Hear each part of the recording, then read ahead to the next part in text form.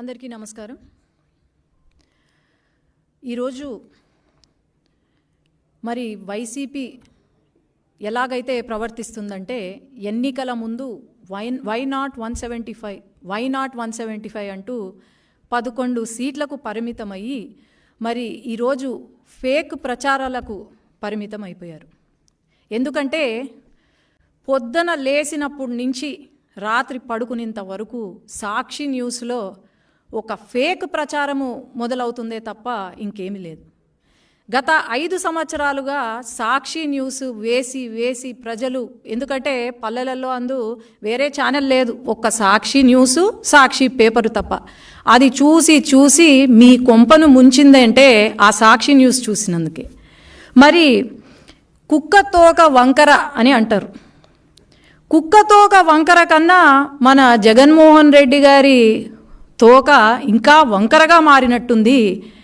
మరి ఎట్లా అయిపోయిందంటే అధికారంలోకి వచ్చి 2 నెలలు అవుతుంది. ఈ 2 నెలల్లోనే అన్నా క్యాంటీన్ మొదలుపెట్టాం. పేదవాడికి ఒక అన్నం పెట్టే అన్నా క్యాంటీన్ని కూడా వీళ్ళు కామెంట్లు చేస్తూ, శుభ్రత గురించి కామెంట్లు చేస్తూ, మరి 5 సంవత్సరాల నుండి వీళ్ళు ఏమైనా మంచి చేశారా అంటే లేదు, ఇప్పుడు మంచి చేస్తున్నారు అంటే వీళ్ళు అడ్డుపడుతున్నారు. అలాగే టీటీడీ ఏదైతే ఉందో అది తెలంగాణ వాళ్ళకి ఇచ్చేసామని చెప్పి, తిరుపతి తెలంగాణ వాళ్ళకి ఇచ్చేసామని చెప్పి, లేదంటే ఇలా అమ్మకు వందనం కార్యక్రమము ఏదైతే ఉందో ఇంకా మనం రివ్యూకి కూడా రాలేదు, రివ్యూ చేస్తున్నాము. ఇప్పుడు మీటింగ్ అందుకే జరుగుతుంది. అప్పుడే సాక్షి న్యూస్లో మరి భారతిరెడ్డి గారు ఉన్నారు. భారతిరెడ్డి గారు సాక్షి ఏమంటారు, సత్యమేవ జయతే అని రాసుకున్నారు సాక్షి న్యూస్లో. సత్యమేవ జయతే కాదు భారతిరెడ్డి గారు, అసత్యమేవ జయతే అని మీరు క్యాప్షన్ మార్చుకుంటే బాగుంటుంది. ఈరోజు సాక్షి న్యూస్ ఓపెన్ చేస్తే మనకు కనిపించేది క్యాబినెట్ మీటింగ్ ఏదైతే ఉందో టీడీపీ ఆల్రెడీ ఇది చూడండి, 16వ తేదీ ప్రతి ఒక్కరికి ఈ నోటీస్ సర్క్యులేట్ అయింది. 28వ తేదీన మనకు క్యాబినెట్ మీటింగ్ ఉంటుంది అని చెప్పి, మరి ఈరోజు ఎందుకు సాక్షిలో ఎటువంటి ఇది లేకుండా లేదు, క్యాబినెట్ మీటింగ్ కావాలనే పోస్ట్పోన్ చేశారు అని లోకేష్ అన్న పైన దుష్ప్రచారాలు చేస్తున్నారంటే వీళ్లకు ఫాల్స్ ప్రచారము తప్ప ఏమీ లేదు. జగన్మోహన్ రెడ్డి గారు ఈ 5 సంవత్సరాలు చేసింది బాగానే చేశారు అని అనుకుంటున్నట్టున్నారు. మరి ఇప్పుడు ఎంతసేపు ఫేక్ ప్రచారము తప్ప, పార్ట్ టైం పొలిటీషియన్గా మారిపోయారు తప్ప ఇంకేం లేదు.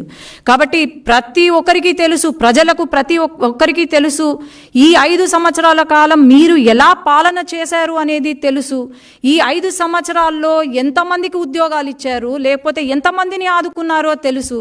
కాబట్టి అనవసరంగా దుష్ప్రచారాలు చేసి మళ్ళీ 11 సీట్లకు కూడా కాకుండా, పార్టీయే లేకుండా, పుట్టగతులు లేకుండా అయితే మీరు చేసుకోవద్దండి అని నా మనవి.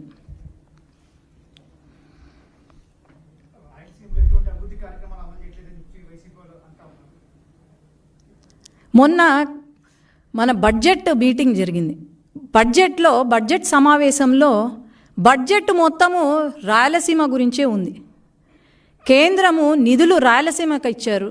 అట్లాగే రైల్వేస్ కానివ్వండి, ఇండస్ట్రియల్ హబ్ కానివ్వండి, అన్నీ కూడా రాయలసీమకు ఇచ్చారు. మరి జగన్మోహన్ రెడ్డి గారు రాయలసీమ వ్యక్తే కదా, మరి రాయలసీమని ఏమైనా అభివృద్ధి చేశాడా? ఒక ఇండస్ట్రీ తీసుకొచ్చాడా? లేదంటే మా రాయలసీమలో ఉన్న ప్రజలకు లేకపోతే పిల్లలకు ఒక ఉద్యోగం ఇచ్చాడా? నాకు మొత్తం డీటెయిల్స్ ఇవ్వమనండి. లేదే. రాయలసీమ గురించి ఎవరైనా ఆలోచన చేశారు అంటే అది కేవలం నారా చంద్రబాబు నాయుడు గారు తప్ప ఇంకెవరు చేయలేదని నేను చెప్తున్నాను.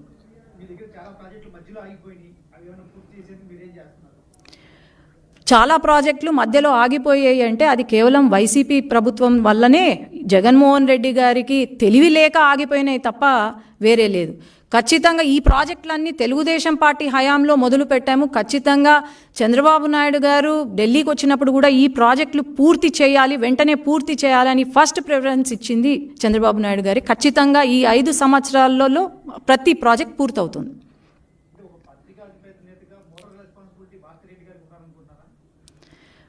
అదే చెప్తున్నా, సత్యమేవ జయతే, సాక్షి కింద సత్యమేవ జయతే అని వస్తుంది. సత్యమేవ జయతే కాదు, అసత్యమేవ జయతే. భారతీరెడ్డి గారు ఎడ్యుకేటెడ్ లేడీ.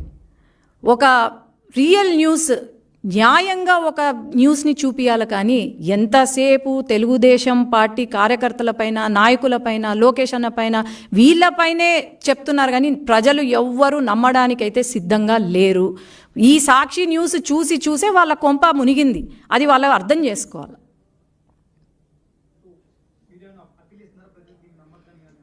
ఖచ్చితంగా మనం అప్పీల్ కూడా ఇవ్వాల్సిన అవసరం లేదు. ఎందుకంటే ప్రజలకు ప్రతి ఒక్కరికి తెలుసు. వై నాట్ 175 అని చెప్పి ఈరోజు కేవలం 11 సీట్లకు పరిమితం అయినారు అంటే దాని అర్థం ఏంటి? ఈవెన్ కడప, నంద్యాల్లో కూడా వీళ్ళకు గుణపాఠం నేర్పినారు, ప్రజలు బుద్ధి చెప్పారు అంటే దాని అర్థం ఏంటి? ఖచ్చితంగా ప్రజలైతే వీళ్ళ వైపు చూడరు. వీళ్ళు చెప్పిన ప్రచారాలు కానీ, వీళ్ళు చెప్పిన మాటలు కానీ వినే పరిస్థితుల్లో లేరు అని అయితే నేను చెప్పగలుగుతాను. అంతే, ఆయన చేసేది ఏం లేదు. గత 5 సంవత్సరాలుగా పార్ట్ టైం పొలిటీషియన్గానే ఉన్నాడు. ఇప్పుడు కూడా పార్ట్ టైం పొలిటీషియన్. కానీ ఏమంటే ఇప్పుడు కొత్తగా ఫుల్ టైమ్గా ప్రచారం, ఫేక్ ప్రచారం మొదలుపెట్టాడు. అంతే తప్ప ఇంకేం లేదు. నంద్యాల్లో మొన్న వైసీపీ వాళ్ళు హత్య చేసి మర్డర్లు చేసుకుంటే, లేదు ఇది టీడీపీ వాళ్ళే చేశారని చెప్పి ప్రెస్ మీట్ పెడతారు. ఎప్పుడైనా వచ్చారా? ఈ గత 5 సంవత్సరాల్లో ఆయన ఎప్పుడైనా వచ్చారా? వచ్చి వాళ్ళ కార్యకర్తలను ఆదుకున్నారా? లేదంటే ఎన్ని కేసులు జరిగాయి, ఎన్ని మర్డర్లు జరిగాయి? వాళ్ళ సొంత పార్టీ నాయకులే మర్డర్లు చేసినారు. మరి వాళ్ళనే పక్కన పెట్టుకొని లా అండ్ ఆర్డర్ గురించి మాట్లాడుతుంటే నవ్వుతారు, జనాలు నవ్వుతున్నారు. అది వాళ్ళకి అర్థం కావట్లేదు.